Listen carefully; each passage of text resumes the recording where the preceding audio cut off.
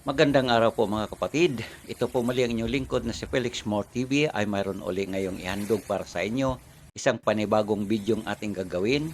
Ito po ay patungkol dahil sa isang katanungan at tinatawag nila na tradisyon na mayroon nga bang mahal na araw ayon sa Biblia or mahal na araw ayon sa pananampalatayang Katolisismo. Bakit ko nasabing ayon sa pananampalatayang Katolisismo? Dahil yun po ay ginaganap at sinusunod po doon sa mga naniniwalang mayroon ngang mahal na araw. At siyempre ang nagpapatupad nito ay ang mga namumuno at ang pamunuan ng Katolisismo. Siyempre, pagkasabihin natin Katolisismo, hindi lahat. Kasi kung ayon sa pananampalatayang Kristyanismo dito sa ating bansang Pilipinas, ay hindi lang naman po isa.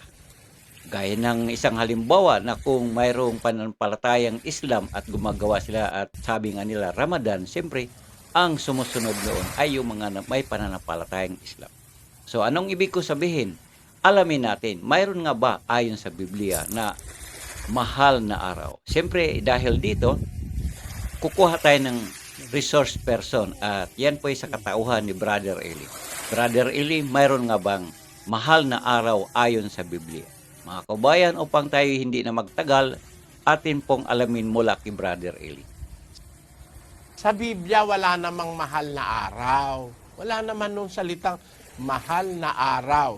Kaya wala kaming mahal na araw kasi dapat lahat ng araw mahalin mo. Gumawa ka ng kabutihan. Basahin natin sa Roma. Ganito ang sinasabi sa Kapitulo 14. 5 ng Roma, kapatid na Daniel. May nagmamahal sa isang araw ng higit kaysa iba. May ibang nagmamahal sa bawat araw. Bawat isa'y magtibay sa kanyang sariling pag-iisip. Ang nagmamahal sa araw ay minamahal ito sa Panginoon. At ang kumakain ay kumakain sa Panginoon sapagkat siya'y nagpapasalamat sa Diyos. At ang hindi kumakain ay hindi kumakain sa Panginoon. At ang nagpapasalamat sa Diyos.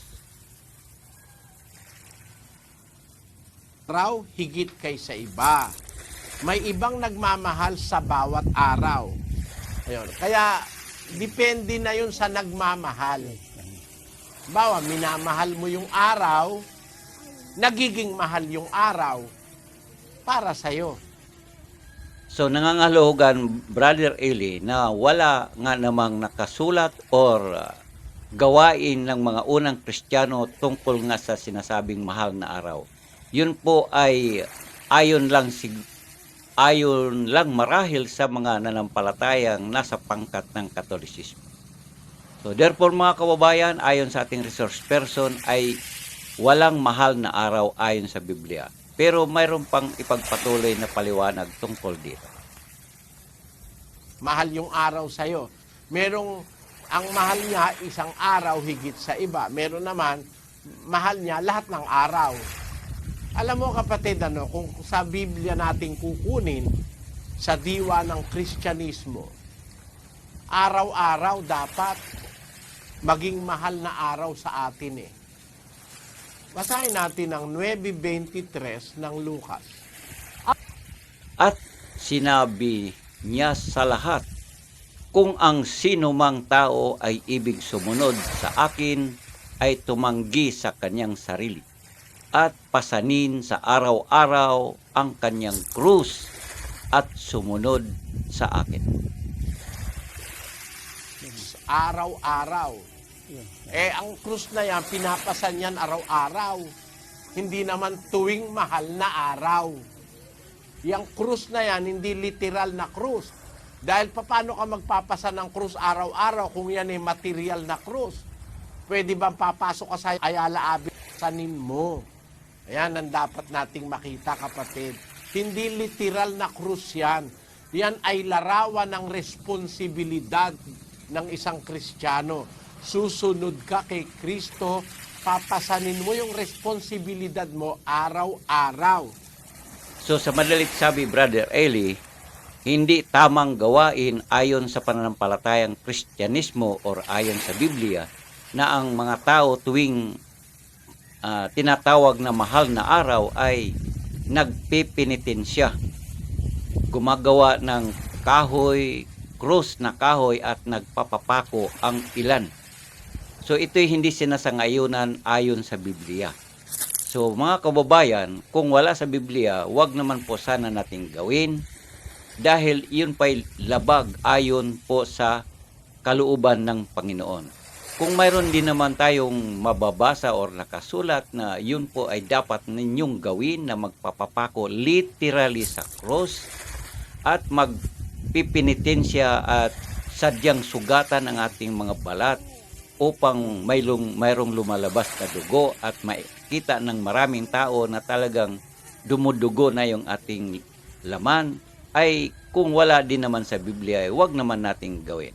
Maliban na kung yan ay sinasabi nila ay tradisyon. So therefore, kagustuhan lang ng tao at hindi kagustuhan ayon sa ating mahal na Panginoon. O edi dapat lahat ng araw mo, mahalin mo sa pagsunod sa Diyos. Merong mga tao, yung kanilang araw na mahal, 7 araw lang, nag-uumpisa sa Lunes Santo, matatapos sa Domingo de Ramos. Ang tawag nila ron ay Semana Santa. Yung sa loob ng 52 semana sa isang taon, isa lang ang kanilang Semana Santa. There are 52 weeks in a year. They call only 1 week as the Holy Week. Lahat na nung mga semana, mga weeks, ay mga evil weeks. Masasama ng mga semana, masasamang mga araw na lahat. 7 araw lang sila mabait. Yan ang masamang paniniwala. So malinaw na po, Brother Eli, na wala nga ayon sa Biblia or wala nakasulat na mayroon ngang mahal na araw na dapat din naman gampanan or sundin or pananampalatayanan ng mga nagsasabing mga Kristiyano. So therefore, yun lang po is ayon sa pangkating pananampalataya na mga Katolisismo. So mga kababayan, malinaw po sa ating ating ginagawang pinagkunan natin ng ating pagko-comment nito na si Brother Eli. So ayon nga din naman sa kanya na siya namang pinagkunan ayon sa Biblia na wala nga naman talagang mahal na araw. So mga kababayan, kung wala din namang nakasulat na mayroon tayong mahal na araw sa banal sa nakasulatan, is huwag naman natin gawin po yan.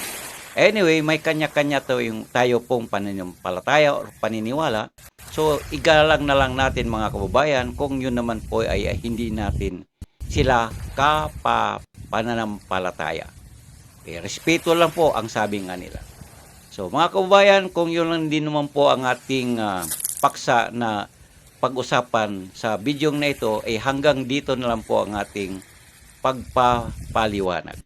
Mga kababayan, kung inyong nagustuhan ng ating ginagawang video na ito, ito'y ukol po sa pagbigay liwanag lalo na sa salitang mahal na araw. Ayon po sa ating resource person na si Brother Eli ay wala po sa Biblia.